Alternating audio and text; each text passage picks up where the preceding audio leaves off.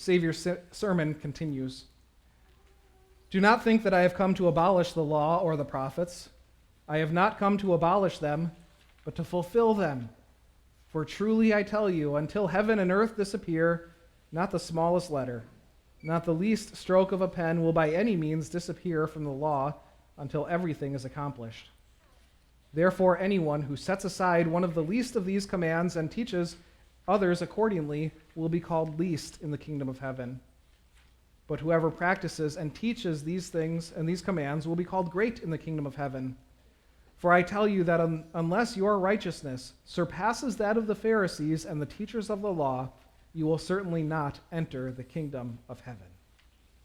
There's a lot to unpack there. Let me start with that last verse, and that will help us work backwards a little bit. That last statement that Jesus makes, that unless your righteousness surpasses that of the Pharisees and teachers of the law, you will certainly not enter the kingdom of heaven. Now, this is no longer a statement of who you are. This is now an implication of what you are not. Many people hearing that on that day would have slumped their shoulders as they realized, oh, I have not been righteous. It would have taken the wind out of the sails of a lot of people, especially those who thought that entrance into the kingdom of heaven could be earned by their good deeds and their good works. Jesus says if you're going to do it that way, then your righteousness has to surpass that of the Pharisees. Those were the people who were looked up to as the ones who were very moral. They were looked up to as those who were obedient. It would be like today if Jesus said, oh, your obedience has to be even better than that of an Eagle Scout, or you have to be more innocent than a nun. And you think to yourself, boy, that is not me. If that is the lowest standard, that is the standard that I need to meet, then I have no shot at meeting the kingdom of heaven. But you think a little bit further about other things Jesus says about those Pharisees. He says that they weren't righteous at all. In fact, they were self-righteous. There's a big difference, isn't there?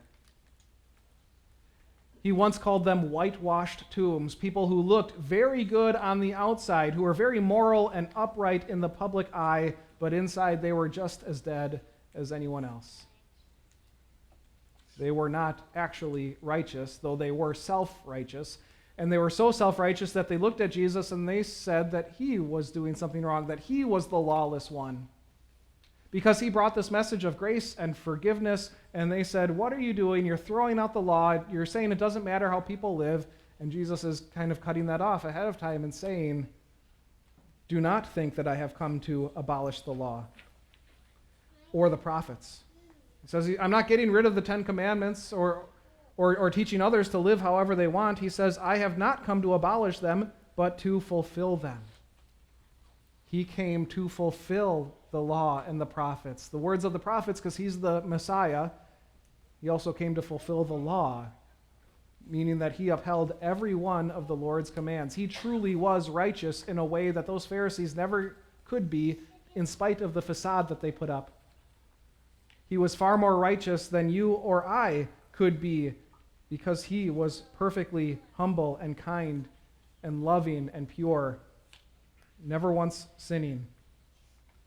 And he's fulfilled them on our behalf.